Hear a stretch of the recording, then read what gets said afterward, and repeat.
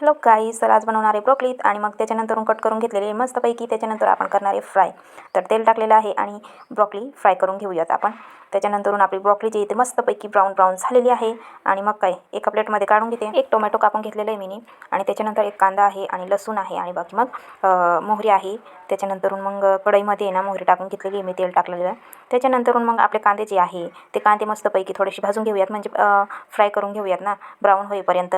आणि हनीचे पप्पा मला चिडवत होते, येते का नाही तुला रेसिपी बा असं. मग म्हटलं आपल्याला जशी येते तशीच बनवणार आहे.